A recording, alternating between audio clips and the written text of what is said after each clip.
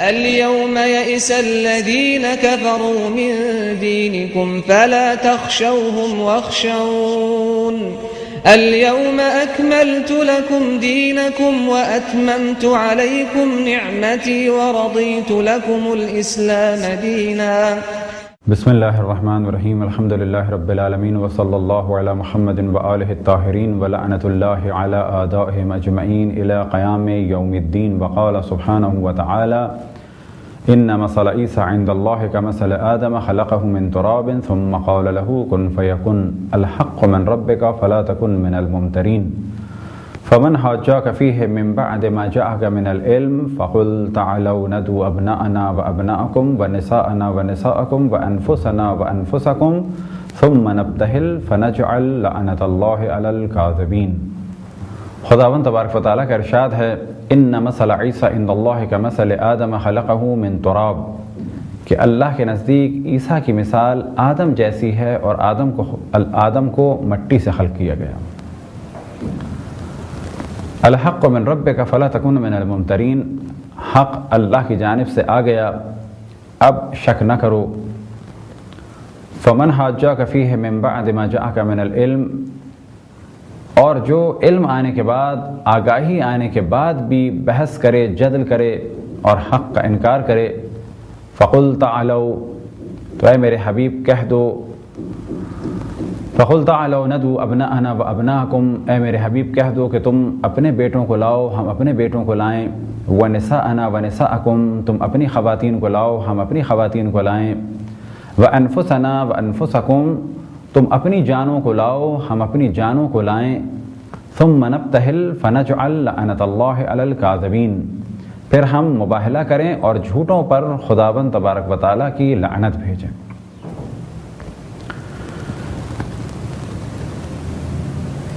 یہ تین آیات سورہ آل عمران کی آیت نمبر 59، 60 اور 61، 59، 60 اور 61. اس آیے قرآن مجید میں خداوند تبارک و تعالیٰ نے مولا علی علیہ السلام کے فضائل کو بہترین طریقے سے اور باقی اہل بیت علیہ السلام کے فضائل کو بہت ہی واضح اور بہترین طریقے سے بیان فرمایا. ایک روایت میں نقل ہوا کہ امام رضا علیہ السلام سے سوال کیا گیا کہ مولا علی علیہ السلام کی شان میں سب سے زیادہ فضیلت بیان کرنے والی آیت کون سی ہے؟ تو آپ نے اسی آیت کی جانب توجہ دلائی، وَأَنفُسَنَا وَأَنفُسَكُمْ. یہ آیت کیا ہے، اس کا بیک گراؤنڈ کیا ہے، شان نزول کیا ہے، اور علماء اہل تشیع اور اہل تسنن کیا فرماتے ہیں؟ تو پہلے مرحلے میں اس کی شان نزول بیان ہو. نجران کے عیسائی رسول اللہ صلی اللہ علیہ وسلم کی خدمت میں آئے اور آنے کے بعد ایک سوال پیش کیا، اور سوال اس طریقے سے تھا، اور وہ یہ بھی جانتے تھے کہ رسول اللہ صلی اللہ علیہ وسلم کا کیا عقیدہ ہے، نظریہ ہے جناب عیسیٰ کے بارے میں، جناب مریم کے بارے میں. لہٰذا اسی عقیدے اور نظریے کو مد نظر رکھتے ہوئے انہوں نے اپنے نظریے کو رسول اللہ صلی اللہ علیہ وسلم کی زبان سے ثابت کروانا چاہا، اور وہ ناکام رہے. تو بس پہلے مرحلے میں واضح رہے کہ نجران کے عیسائی حضرت عیسیٰ اور حضرت مریم کے بارے میں اسلام کا کیا نظریہ ہے، قرآن کیا کہتا ہے، رسول اللہ صلی اللہ علیہ وسلم کیا ارشاد فرماتے ہیں، یہ ان کو معلوم تھا. واقعہ کب کا ہے؟ یہ 9 ہجری کا واقعہ ہے.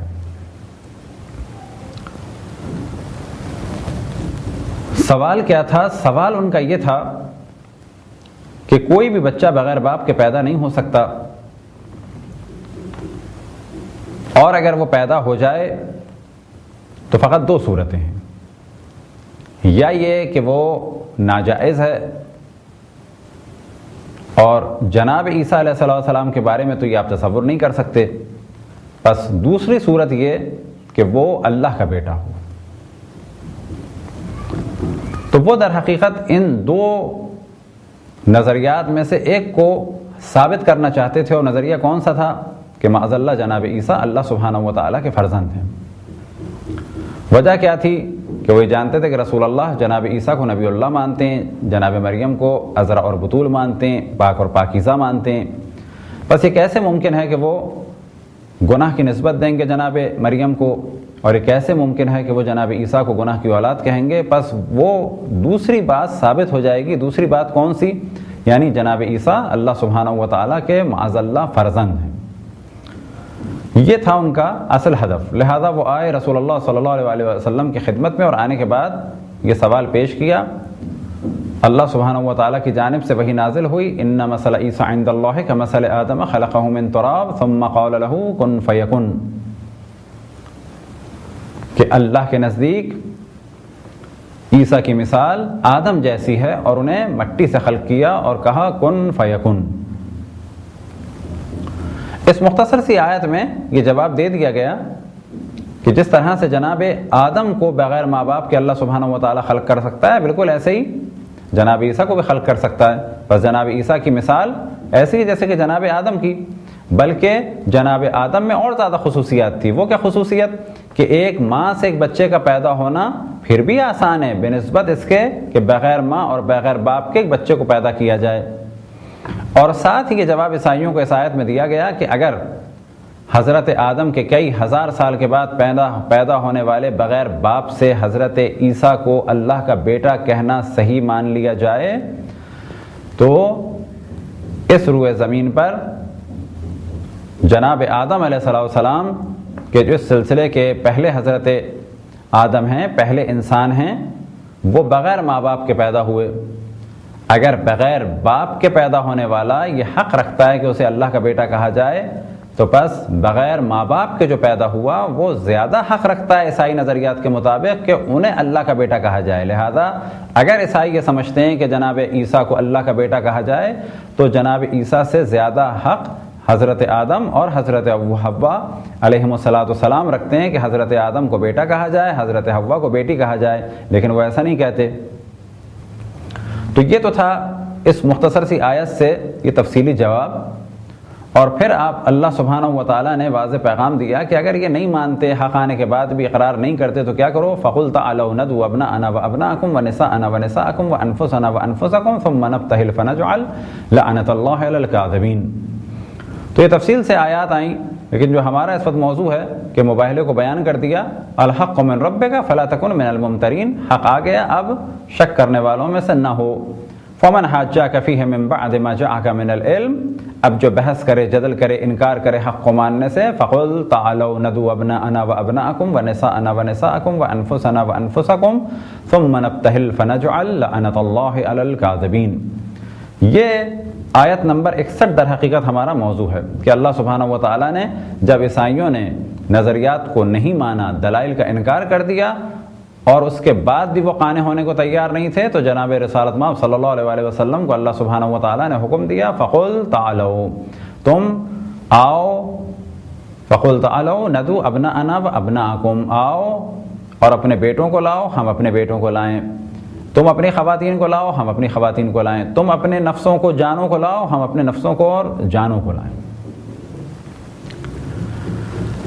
تو پہلے مرحلے میں یہ چیز ذہن میں رہے کہ یہاں پر مباہلے کا قانون بیان ہوا، اور قانون میں ہمیشہ جمع کے صیغے استعمال ہوتے ہیں۔ مثال کے طور پہ کیا کہا جائے گا کہ یہ انشورنس میچور ہونے کے بعد یا اسے ملے گی کہ جس کے نام ہے، یا اس کی اولاد کو ملے گی۔ اولاد جمع ہے ولد کی، یعنی بچوں کو ملے گی۔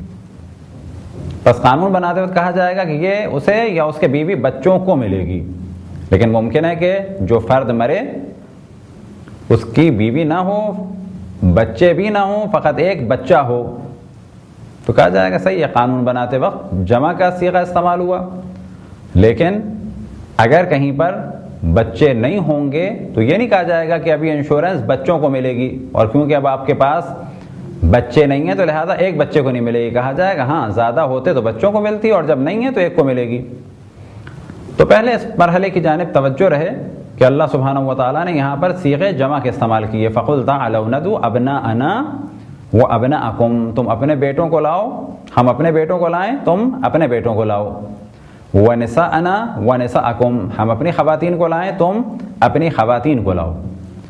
تو تمام مفسرین شیعہ اور سنی نے اس بات پر اجماع کیا، حتیٰ وہ قرآن کہ جو سعودی عرب سے بھی چھپ کے آتے ہیں، حتیٰ ان کے بھی حاشیے میں بعض تفاسیر میں جو حاشیے کے بعض کلام مجید جو حاشیے کے ساتھ چھپے وہاں پر بھی اس جانب توجہ دلائی گئی کہ مباہلے میں یہ واقعہ ہوا تھا اور امام حسن امام حسین جناب سیدہ حضرت علی علیہ السلام کو لے گئے تھے رسول اللہ اپنے ساتھ.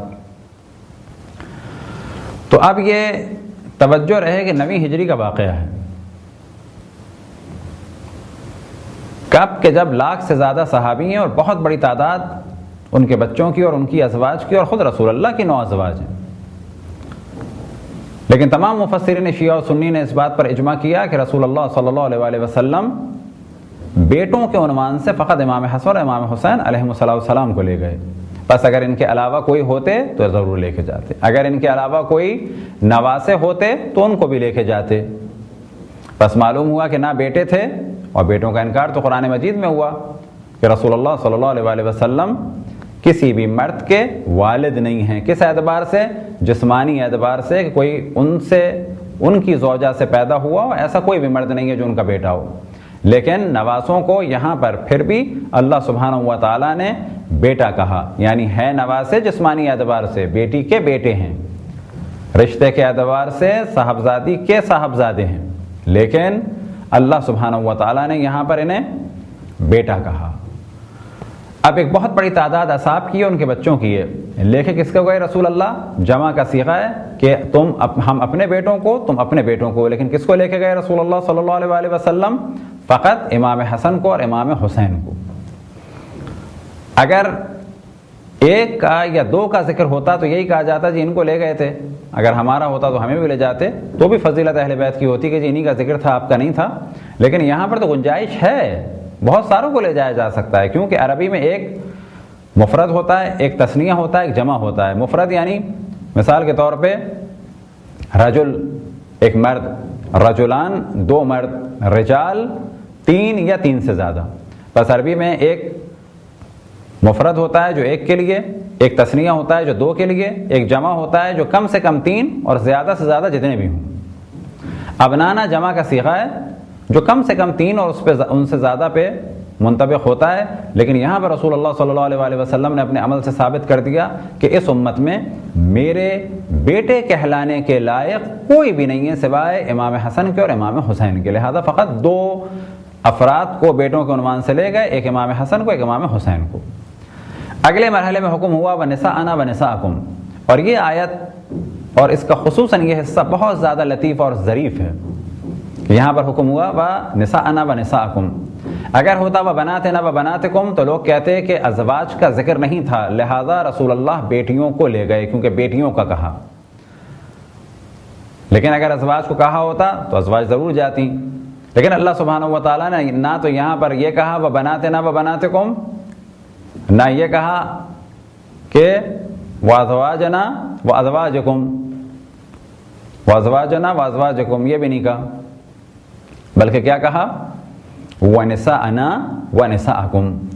نساء ایک ایسا لفظ ہے کہ جس میں بیٹیاں بھی آ جاتی ہیں اور ازواج بھی آ جاتی ہیں. آخر زمانے کی یہ آیت ہے, تقریباً 1 سال 2 مہینے اور 7 یا 8 دن پہلے کی آیت ہے. لیکن ہم یہ دیکھتے ہیں کہ ایک وسیع مفہوم ہے وَنِسَاءَنَا وَنِسَاءَكُمْ. نہ ازواج کو رسول اللہ صلی اللہ علیہ وسلم لے کے گئے اور نہ ہی کسی اور خاتون کو. نساء جمع کا صیغہ ہے, فقط ایک خاتون کو اپنے ساتھ لے کے گئے اور وہ تھیں حضرت فاطمہ زہرا صلوات اللہ وسلام علیہا. جبکہ نساء میں ازواج کے جانے کے امکانات تھے, کیونکہ نساء بیویوں پر بھی منطبق ہوتا ہے. یا نساء النبی تو قرآن میں بہت واضح ہے, لیکن وَنِسَاءَنَا وَنِسَاءَكُمْ ہم اپنی خواتین کو لائیں, تم اپنی خواتین کو لاؤ. اس کے باوجود بھی رسول اللہ صلی اللہ علیہ وسلم ازواج کو نہیں لے گئے.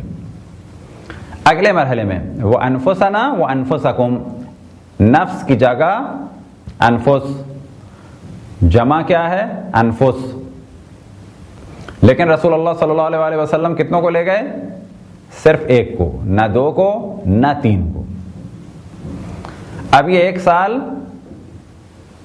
2 مہینے اور تقریباً 7 یا 8 دن پہلے آیت نازل ہوئی. کئی لاکھ صحابی ہیں, کئی لاکھ مسلمان ہو چکے ہیں, لیکن نفس رسول بن کے جانے کے لائق کوئی بھی نہیں ہے سوائے مولا امیر المؤمنین علی ابن ابی طالب کے.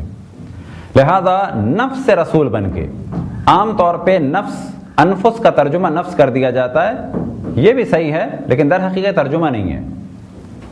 یہاں ہم نے کیا کیا, انفس عربی کی جمع تھی, اس کو بدل کے ہم ہندی کی جمع کر دیتے ہیں. تم اپنے نفسوں کو لاؤ, ہم اپنے نفسوں کو لائیں, ہم اپنے نفسوں کو لائیں, تم اپنے نفسوں کو لاؤ.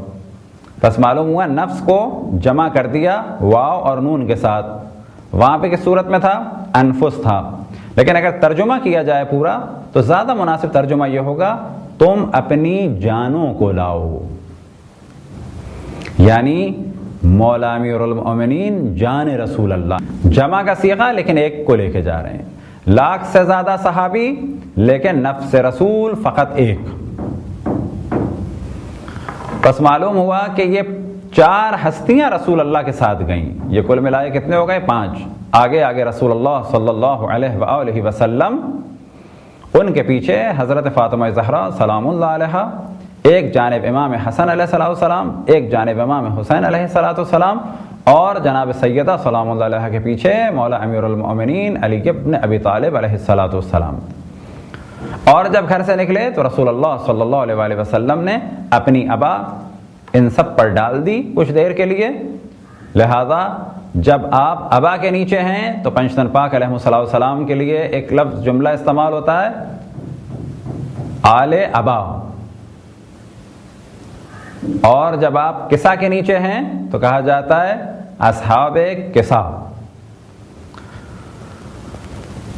پھر آپ میدان کی جانب بڑھے. طویل واقعہ ہے.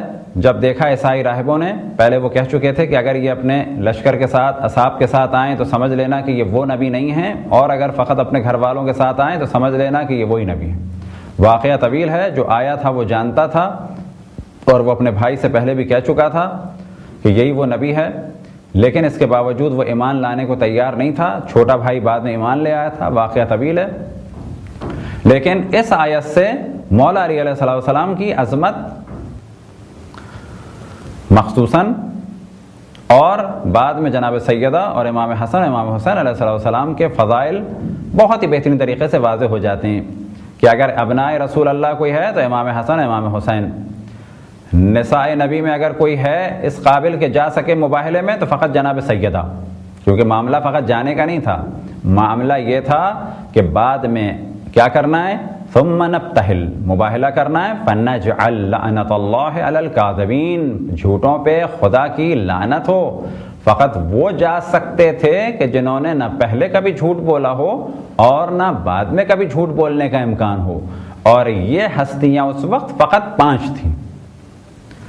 اب اس آیت سے جو امامت مولا امیر المؤمنین علیہ السلام ثابت ہوتی ہے وہ کیسے؟ قرآن مجید میں حکم ہے کونوا مع الصادقین. قرآن مجید میں اگر کوئی سچے ہیں رسول اللہ صلی اللہ علیہ وآلہ وسلم کے دور میں تو وہ یہ ہے.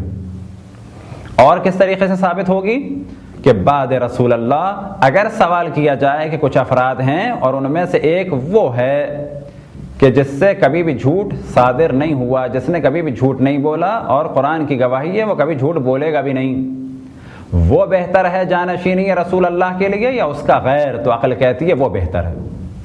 سوال کیا جائے کہ ایک شخص بعد رسول اللہ وہ ہے کہ جس کو قرآن مجید میں نفس رسول کہا گیا, رسول اللہ کی جان, رسول اللہ کی روح, وہ مقدم ہے رسول اللہ کی خلافت میں اور وزارت میں اور نیابت میں اور وصایت میں, وہ بہتر ہے امت مسلمہ کی رہبری اور امامت کے لیے یا وہ کہ جو نفس رسول اللہ نہ ہو؟ تو کہا جائے گا وہ کہ جو نفس رسول اللہ ہو.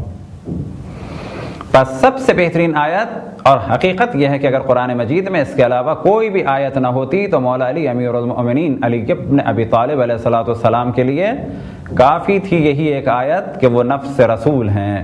پس بعد رسول, نفس رسول مقدم, نفس رسول تمام مخلوقات سے مقدم, نفس رسول تمام مخلوقات سے ارفع و اعلیٰ, نفس رسول ہے. نفس رسول کا مقایسہ کسی سے بھی نہیں ہو سکتا. پس اگر نفس رسول کہہ دے کہ میں ہوں رسول اللہ صلی اللہ علیہ وآلہ وسلم کا خلیفہ اور جانشین, البتہ یہ جانشینی غدیر میں ثابت ہو چکی تھی، البتہ یہ جانشینی جب آپ نے اعلان رسالت فرمایا اور اللہ سبحانہ و تعالیٰ نے حکم دیا وَأَنذِرْ عَشِيرَتَكَ الْأَقْرَبِينَ، تو اسی وقت کی نیابت اور ولایت اور خلافت اور امامت ثابت ہو چکی تھی۔ لیکن اگر کوئی اسے نہ مانے تو حقیقت یہ ہے کہ یہی ایک آیت اور اس کا فقط ایک یہ لفظ وَأَنفُسَنَا، یہ جملہ وَأَنفُسَنَا وَأَنفُسَكُمْ، اس میں نفس رسول جو بھی ہے وہ تمام امت سے مقدم ہے، تمام اصحاب سے مقدم ہے۔ بس یاد رکھیں یہ آیت نازل ہوئی بالکل آخر ایام میں، رسول اللہ صلی اللہ علیہ وآلہ وسلم فقط اور فقط مولا امیر المؤمنین کو لے گئے، جبکہ اس زمانے میں 1,00,000 سے زیادہ اصحاب تھے، اور یہ وہ آیت ہے جو مولا امیر المؤمنین کو تمام اصحاب سے ممتاز کر دیتی ہے کہ آپ صحابی نہیں بلکہ خود نفس رسول تھے۔ وَأَنفُسَنَا وَأَنفُسَكُمْ، 1,00,000 سے زیادہ صحابی لیکن نفس رسول فقط ایک۔ یہی وہ آیات ہیں جو در حقیقت بعد رسول اللہ لوگوں کو گمراہی سے بچاتی ہیں اور یہ بتاتی ہیں کہ اگر بعد رسول اللہ سوال کیا جائے کہ کس کو رسول اللہ کا جانشین مانا جائے تو عقل یہ کہتی ہے کہ اصحاب کا درجہ کتنا ہی بلند کیوں نہ ہو، اگر ان کے درمیان کوئی نفس رسول ہے تو وہ مقدم ہے، کیوں کہ خلیفہ رسول نفس رسول سے بہتر نہیں ہو سکتا۔ اب اگر مولا امیر المؤمنین ہیں بعد رسول اللہ تو عقل یہ کہتی ہے کہ نفس رسول، جسے قرآن میں نفس رسول کہا گیا، وہ مقدم ہے تمام افراد پر، ابناء رسول اللہ مقدم ہیں تمام افراد پر، اور اہل بیت رسول اللہ مقدم ہیں تمام افراد پر۔ یہ وہ آیت تھی کہ جو بعد رسول اللہ کے پرابلم کو سالو کرتی ہے اور بتاتی ہے کہ اگر نفس رسول ہے تو پھر کہیں جانے کی ضرورت نہیں، لہذا رسول اللہ نے اپنی زندگی میں بحکم خداوند تبارک و تعالی امت کی ہدایت کے لیے مباہلے کے وقت بحکم اللہ سبحانہ و تعالی مولا امیر المؤمنین کو نفس رسول کہلوایا، نفس رسول اللہ نے مخاطب کیا۔ اب جب نفس رسول مولا امیر المؤمنین ہیں تو بلا شک نفس رسول خلیفہ رسول بننے میں تمام افراد سے مقدم ہے۔ خداوند تبارک و تعالیٰ سے دعا ہے کہ بحق محمد وآل محمد ہمیں اپنے رسول اپنی حجتوں خصوصاً امام زمان علیہ السلام کی معرفت اور اطاعت کی توفیق عطا فرمائے۔ وصلی اللہ علی محمد وآلہ الطاہرین۔ العلم فقل تعالوا ندعو ابناءنا وابناءکم ونساءنا ونساءکم وانفسنا وانفسکم ثم نبتہل فنجعل لعنت اللہ علی الکاذبین۔ خداوند تبارک و تعالیٰ کا ارشاد ہے ان مثل عیسیٰ عند اللہ کمثل آدم خلقہ من تراب، کہ اللہ کے نزدیک عیسیٰ کی مثال آدم جیسی ہے اور آدم کو مٹی سے خلق کیا گیا۔ الحق من ربک فلا تکن من الممترین، حق اللہ کی جانب سے آ گیا اب شک نہ کرو۔ فمن حاجاک فیہ من بعد ما جاءک من العلم، اور جو علم آنے کے بعد یہ 3 آیات سورہ آل عمران کی آیت نمبر 59، 60 اور 61، 59، 60 اور 61۔ اس آیے قرآن مجید میں خداوند تبارک و تعالیٰ نے مولا علی علیہ السلام کے فضائل کو بہترین طریقے سے اور باقی اہل بیت علیہ السلام کے فضائل کو بہت ہی واضح اور بہترین طریقے سے بیان فرمایا۔ ایک روایت میں نقل ہوا کہ امام رضا علیہ السلام سے سوال کیا گیا کہ مولا علی علیہ السلام کی شان میں اليوم يئس الذين كفروا من دينكم فلا تخشوهم واخشون اليوم أكملت لكم دينكم وأتممت عليكم نعمتي ورضيت لكم الإسلام دينا۔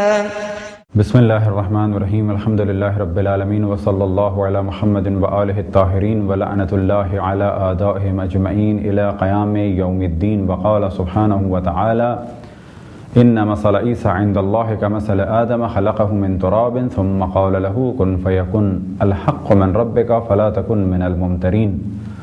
فمن حاجاک فیہ من بعد ما جاءک من، گاہی آنے کے بعد بھی بحث کرے، جدل کرے اور حق کا انکار کرے، فقل تعالوا، تو اے میرے حبیب کہہ دو، فَقُلْ تَعَالَوْا نَدْعُوا أَبْنَاءَنَا وَأَبْنَاءَكُمْ، اے میرے حبیب کہہ دو کہ تم اپنے بیٹوں کو لاؤ، ہم اپنے بیٹوں کو لائیں، وَنِسَاءَنَا وَنِسَاءَكُمْ، تم اپنی خواتین کو لاؤ، ہم اپنی خواتین کو لائیں، وَأَنفُسَنَا وَأَنفُسَكُمْ، تم اپنی جانوں کو لاؤ، ہم اپنی جانوں کو لائیں، ثُمَّ نَبْتَهِلْ فَنَجْعَلْ لَعْنَةَ اللَّهِ عَلَى الْكَاذِبِينَ، پھر ہم مباہلہ کریں اور جھوٹوں پر خداوند تبارک و تعالیٰ کی لعنت بھیجیں۔